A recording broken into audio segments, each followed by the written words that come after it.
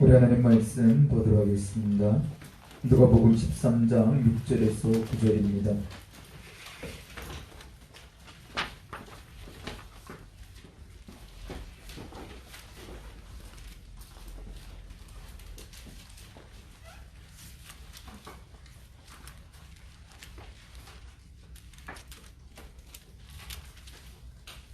누가복음 13장 6절에서 9절입니다. 신약성경 117페이지 우리 교독하도록 하겠습니다. 이에 비유로 말씀하시되 한 사람이 포도원에 무화과 나무를 심은 것이 있더니 와서 그 열매를 구하였으나 얻지 못한지라. 포도원 지기에 이르되 내가 소년을 와서 이 무화과 나무에서 열매를 구하되 얻지 못하니 죽어버리라. 어찌 다만 버리게 하겠느냐. 대답하여 이르되 주인이여 금년에도 그대로 두소서. 내가 두루퍼 거름을 주리니 이후에 거리를 내가 열매를 주거니와 그렇지 않으면 죽어버리소서 하였습니다. 아멘. 교회력으로 보면은 이제 마지막 달 11월 달이죠. 12월 달 대림절을 시작하면서 새롭게 시작되어집니다. 그런 항상 그렇습니다. 마지막을 보내게 되면은 지나온 것을 되돌아보죠. 졸업을 할 때 또 지나온 학교 생활을 되돌아보게 되고, 퇴직하게 되면은 직장 생활을 되돌아봅니다. 한 해를 이제 마감하면 또 교회력으로 마감하게 되게 되면은 우리 신앙생활 또한 되돌아보게 되죠. 되돌아보는 이유는 잘한 것은 더 잘하기 위해서, 그리고 부족한 것은 또 보충하기 위해서, 실패한 것은 반복하지 않게 해서 되돌아보죠. 그래서 삶을 살아가면서 우리는 우리의 삶을 한 번씩 되돌아봐야 됩니다. 특별히 교회력을 통해서 마지막 달을 보내고 있는 이 날을 보면서 우리는 우리의 신앙을 또 올 한 해 삶을 한번 되돌아봐야 되겠습니다. 되돌아보는 시점에서 오늘 주님께서 우리에게 주신 말씀이 있습니다. 바로 누가복음 13장 오늘 읽은 이 본문의 말씀입니다. 예수님께서 한 비유를 말씀을 하셨습니다. 이 말씀을 통해서 우리는 우리의 신앙을, 우리의 삶을 한번 되돌아봐야 되겠습니다. 이 비유의 말씀은 그것입니다. 한 사람이 포도원에 무화과 나무를 심었습니다. 그래서 심고 나서 그 열매를 구하기를 원한다고 나와 있습니다. 가만히 보니까 포도원에는 포도나무를 심어야죠. 무화과 밭에는 무화과 나무를 심고 사과나무에는 사과나무만 심죠. 한두 그루에 이제 그런 다른 이렇게 유실수를 심을 수가 있습니다. 그런데 특별히 보니까 포도원에 무화과를 심었다, 그렇게 말씀을 합니다. 원래부터 있던 것이 아니라 다른 데 있던 그 나무를 옮겨다가 심은 것을 보게 됩니다. 이것을 보면서 우리는 기억해야 될 것이 있습니다. 바로 우리 또한 하나님께서 하나님의 자녀로 삼아주셨는데 원래부터 하나님의 자녀가 아니었다는 겁니다.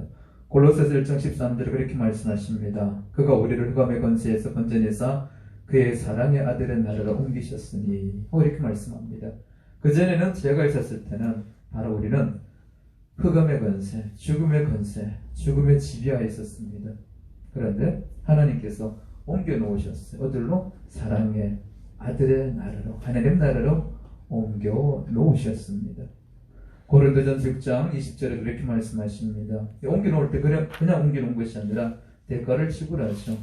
값으로 산 것이 되었으니, 그런데 너희 몸으로 하나님께 영광을 돌리라. 값을 주고 샀다는 겁니다. 그렇죠? 요즘도 농사 지을 때 나무가 그냥 생기는 것이 아니죠. 그렇죠?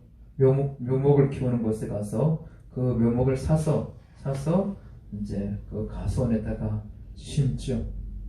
그 전에 바로 흑암의 권세에서 죽음 아래 있었던 우리를 주님께서 하나님 나라로 옮기셨을 때 그냥 옮기신 것이 아니라 값으로 산 것인데, 그 값은 어떤 값이었냐면은 예수 그리스도의 십자가에 생명을 내어 놓으신 그 값입니다. 예수님의 생명의 값을 주고 우리를 하나님 나라로 옮겨 놓으셨습니다. 여기 대해서 에베소서 2장 12절 그렇게 말씀하십니다. 그때 너희는 그리스도 밖에 있었고 이스라엘 나라 밖의 사람이라. 약속의 언약들에 대하여는 외인이요 세상에서 소망이 없고 하나님도 없는 자이더니 하고 이렇게 말씀합니다. 그전에는 그랬습니다. 그전에는 하나님 보시기에 외인이고 세상에서 소망이 없나. 왜냐하면 소망이 없다는 것은 결국 죽음에 의해서 모든 것이 홈으로 돌아가기 때문에, 그렇기 때문에 세상에 소망이 없는, 그리고 하나님을 알지 못하는 자였습니다. 그런데 이제 옮겨서 하나님 나라 백성으로 삼으셨습니다. 그러면서 다 7절에 그렇게 말씀합니다. 6절, 7절을 보게 되게 되면 이제 그렇게 옮겨놓으신 이유가 있습니다. 그것은 바로 열매를 구하기 위해서. 그런데 포도원지에 이르되 내가 3년을 와서 이 무화과 나무에서 열매를 구하되 얻지 못하니. 그렇죠? 농부가 이 포도원에다가 무화과를 심은 이유는 무화과 열매를 얻기 위해서 심어 놓은 겁니다. 대가를 치른 이유는 거기에 원하는 것이 있기 때문에 대가를 지불한 거죠. 그 대가는 다른 것이 아니라 열매를 구하되, 열매를 구하되. 그래서 열매는 농부의 기쁨입니다. 저도 이제 지난주에 사과를 따라 갔습니다. 8월달에 뭐죠? 미산가요? 강력한 태풍이 올라올 때 이제 친구가 이제 그러더라고요. 강력한 태풍이 올라오는데 그게 한반도로 강타한다 그러니까 강타하게 되면 사과 다 떨어지니까 빨리 와서 따달라고. 그래서 친구 몇 명이서 왔습니다. 아침 일찍, 여기서는 새벽까지 갔죠. 아침 일찍 가서 이제 저기 민통선 안에 있는 가수원입니다. 8월달 얼마나 덥습니까? 그런데 이제 농부인 친구는 하나라도 이거 열매를 또 건지기 위해서 불렀어요. 불러서 이제 친구들을 부려먹죠. 아침 7시부터 일했습니다. 해가 떨어질 때까지. 근데 얼마나 더웠던지 이게 신발이 다 젖어 버리고요. 땀 때문에. 오전에 신고 있던 신발이 다 젖어서 오후에는 도저히 안 되겠더라고요. 젖은 신발을 이제 벗어놓고 맨발로 이제 열심히 이렇게 사과를 따주고 왔습니다. 그걸 보면서 농부는 그래요. 열매 하나하나 귀하기 때문에, 그 뜨거운 땡볕에도 그 열매를 먹고자 하는 것을 봅니다. 바로 본문에도 마찬가지예요. 한 사람이 그렇게 심은 것은 그 열매를 얻기 위해서. 우리 주는도 마찬가지입니다.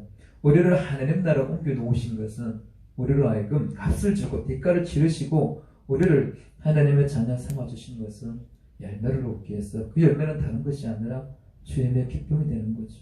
그 열매를 보고 농부가 흐뭇해하는 것처럼 주님께서 우리를 향해서 흐뭇한 그런 마음을 갖기를 원하십니다. 그런데 이 7절에 보게 되면은 그런 열매를 얻기를 원했는데 열매가 없는 거예요. 열매가 없는 거. 그래서 포도원지기한테 그러죠. 찍어버리라. 하나님께서 우리를 하나님의 자녀로 삼아주셨을 때 하나님의 기쁨되는 삶을 살기를 원하십니다. 그럼 어떻습니까? 저와 여러분들 아마 우리가 이제 예배드리면서 우리 참여 기도를 함께 했는데 어떻게 하나님의 기쁨이 되는 삶을 여러분 살고 계십니까?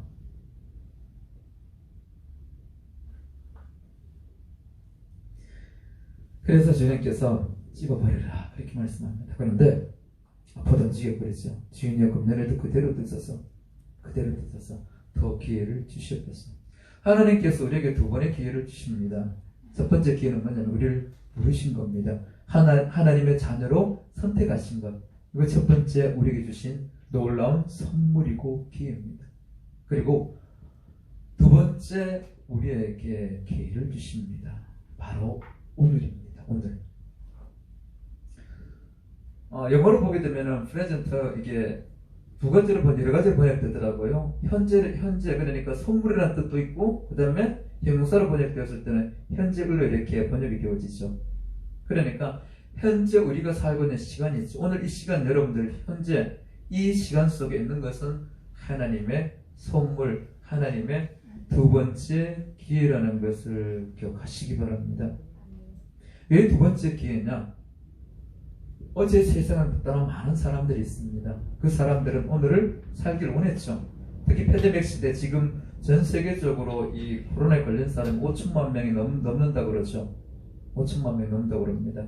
그걸 통해서 세상을 떠나는 사람도 있습니다. 또 최근 우리나라에서 또 독감 예방 접종이죠. 그것 때문에 이제 사람들이 세상을 떠났다 죽었다 그런 얘기 합니다. 인간관계에 대해서 여러 가지 이야기가 많이 있습니다. 거기 인간관계 있는지 없는지 여러 가지 이제 이렇게 모의가 있는데 어쨌든 이 시대에 우리 함께 살아오는 사람들 가운데 어제 세상을 떠난 사람들, 그러니까 우리 또한 오늘을 살고 내일을 살 것처럼 생각되어지지만 내일은 우리의 것이 아니죠. 내일은 우리의 것이 아닙니다. 내일은 우리의 것이 아니라 하나님께서 우리에게 선물로 주셨을 때만이 우리는 내일을 살아갈 수가 있고 내일을 맞이할 수가 있습니다. 현재를 살아갈 수 있는 거죠. 결코 내 것이 아니라는 겁니다. 만약 내 것이라 그러면은 여러분 어떻습니까? 죽는 사람 없겠죠.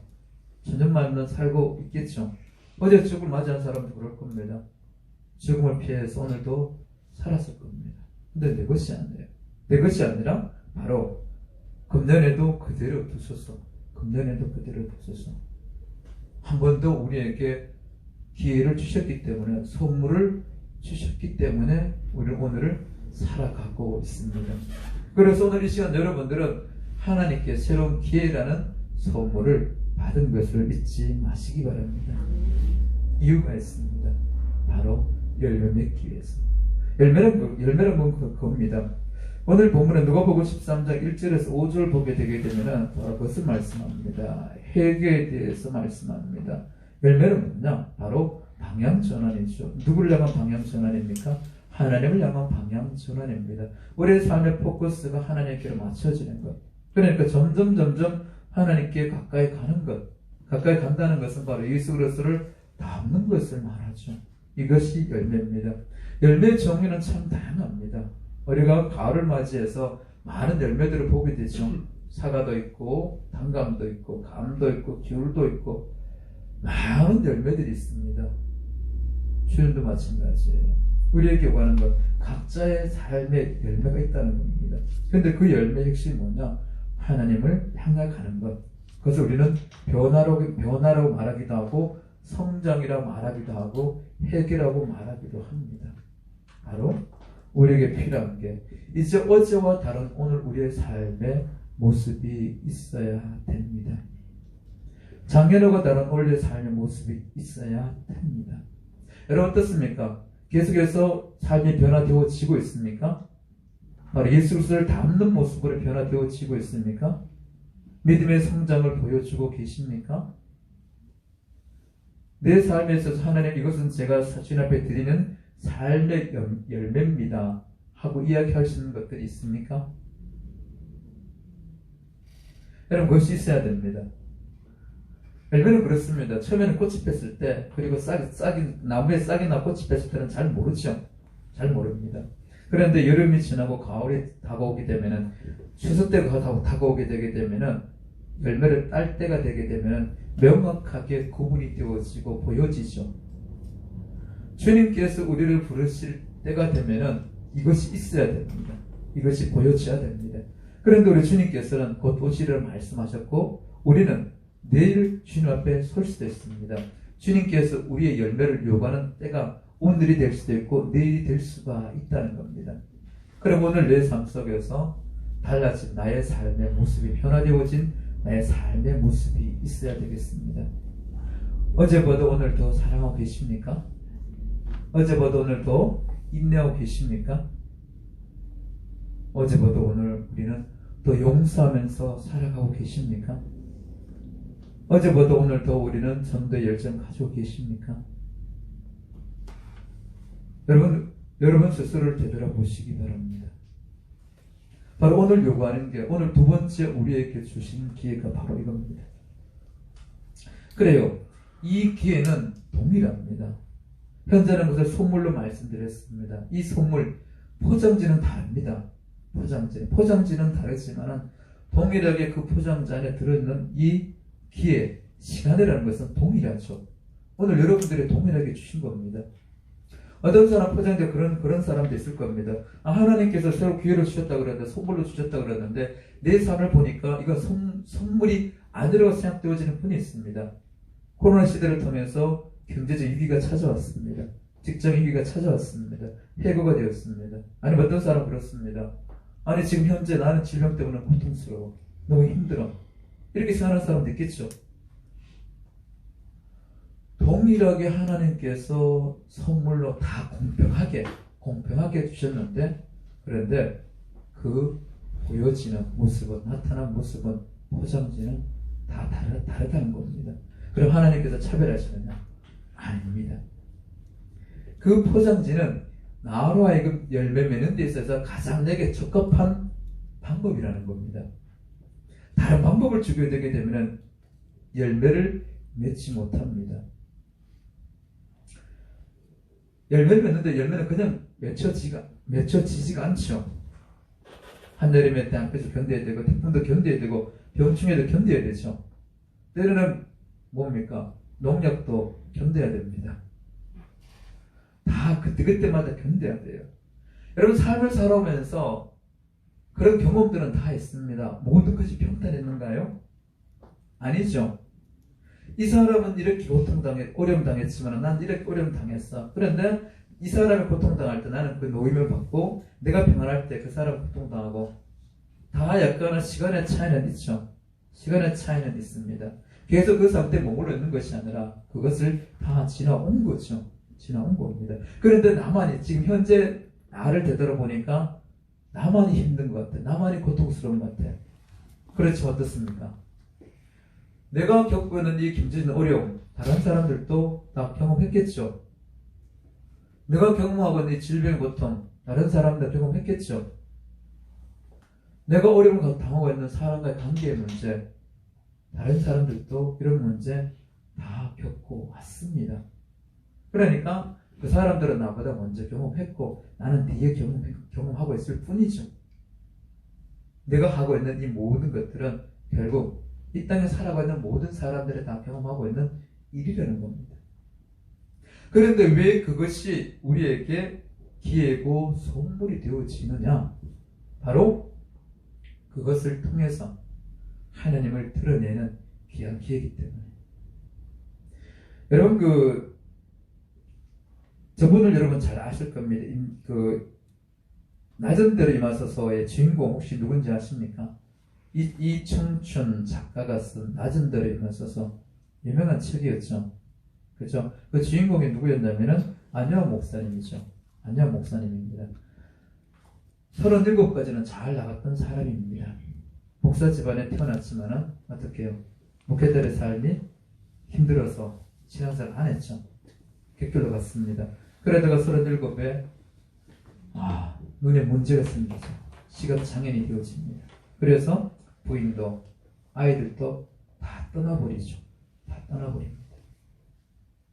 그런데 이제 이 시각장애를 통해서 그가 하나님을 찾게 되죠. 찾게 됩니다. 그래서 그런 고백을 합니다. 저는 장님이 되고 쓰지 맞았죠. 보았던 37년보다 앞 못 보는 7년이 오히려 행복하고 보람이 있습니다. 하고 고백합니다. 온 천을 가져도 하나님 없는 인생 만족과 기쁨과 감사 없기 행복할 수 없습니다. 하고 이렇게 고백하면서 그때 이제 34세에 이렇게 간증한 거죠. 그러면서 그런 얘기를 합니다. 극동봉수에 나왔던 이제 그 간증의 내용인데 마지막 그렇게 얘기합니다. 내게 시각장애인이 된 것이 저한테 행복이겠습니까? 불행이겠습니까? 하고 이렇게 사람들한테, 청중들한테, 성도들한테 질문을 던집니다. 여러분 어떻습니까? 37년 동안 돈은 잘 뜨고 잘 살고 잘 나갔던 사람이에요. 또 외국도 많이 돌아다니고 그렇게 잘 나갔던 사람인데 시력을 잃어버렸어요. 이 사람은 이것이 불행입니까? 행복입니까? 본인은 그렇게 이야기합니다. 행복이라고 이야기합니다. 그리고 그는 수술해서 눈 뜰 기회가 있었습니다.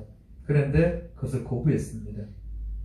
오히려 눈이 멀어졌을 때, 시력을 잃었을 때 하나님 만나고 하나님과 깊은 영적 눈이 떠서 이것이 오히려 더 감사하다 하고 생각해서 이 회복할 수 있는 기회를 스스로 포기한 일도 있습니다.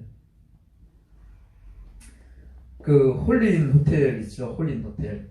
이 사람 이야기도 그렇습니다. 이 사람은 이제 40대 되었을 때 어느 날 갑자기 책상 위에 해고 통지서가 놓여져 있었습니다.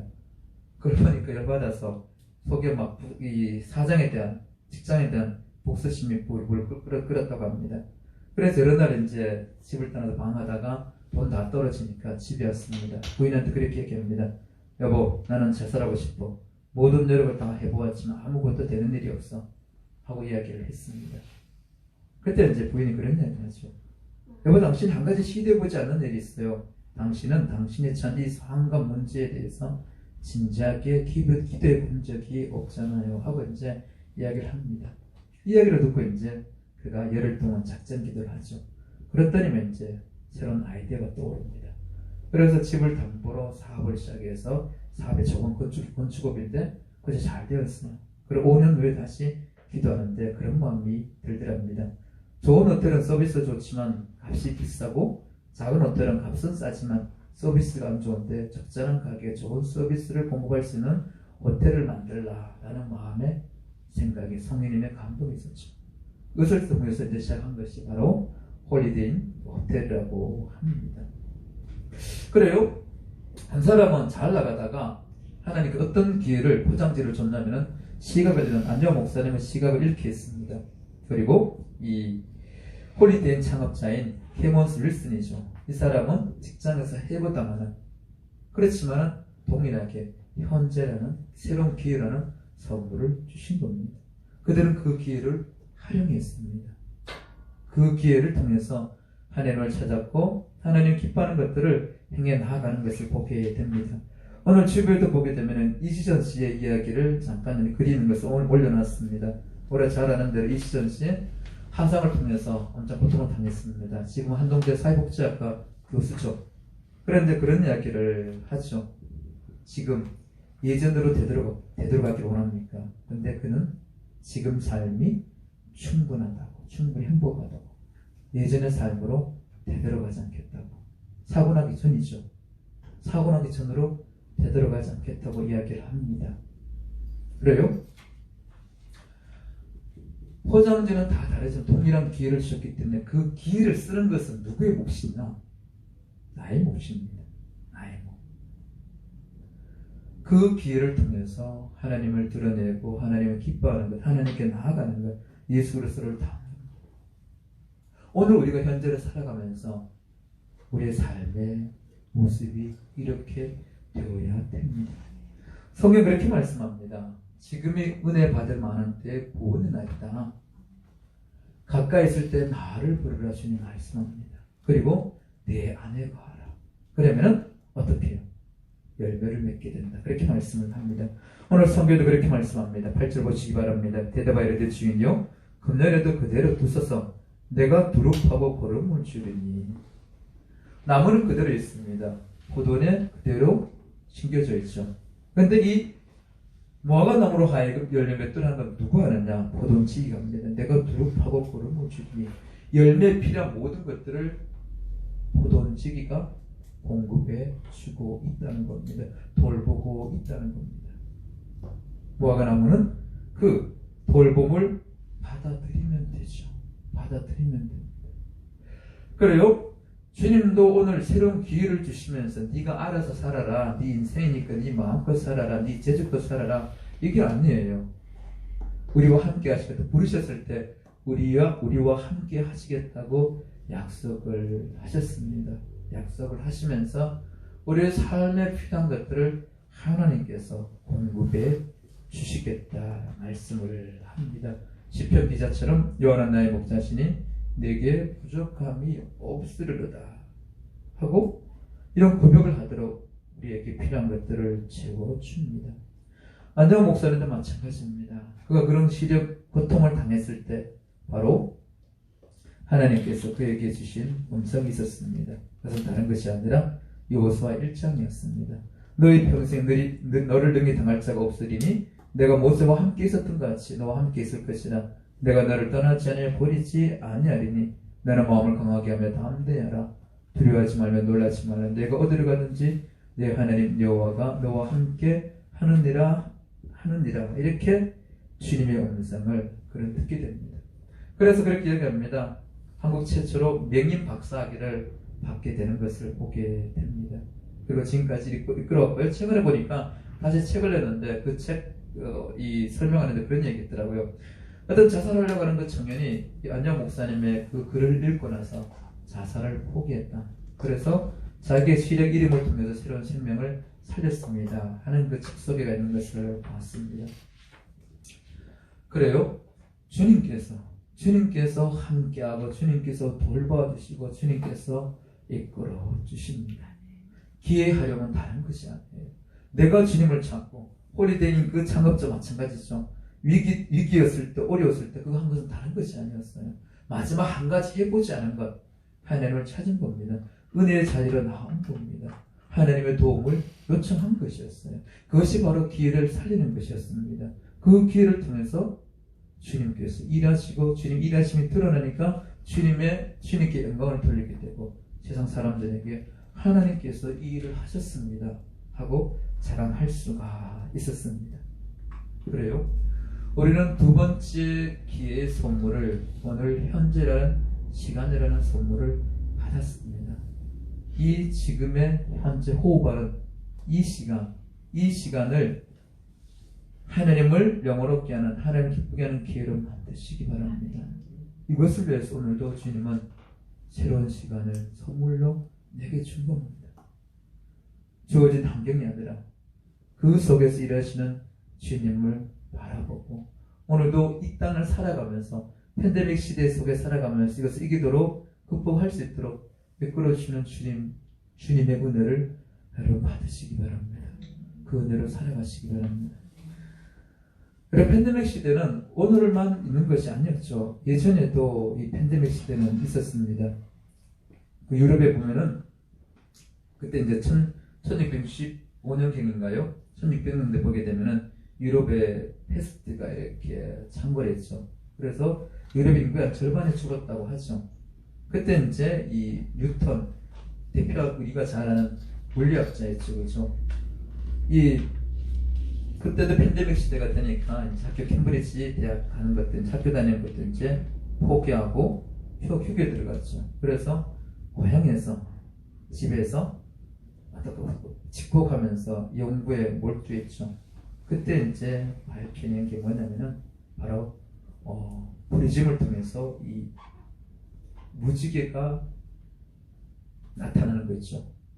이것을 이제 발견하게 됩니다. 그리고 만유인류 법칙도 이때 발견했다고 합니다. 그러니까 그 팬데믹 시대 할 일 없잖아요. 그래서 접합해서 그 기회를 인류 역사에 큰 공헌하는 새로운 법칙을 발견하는 것을 보게 됩니다. 그래요? 위기를 기회로 활용하는 사람은 너무나 많습니다. 지금도 마찬가지죠.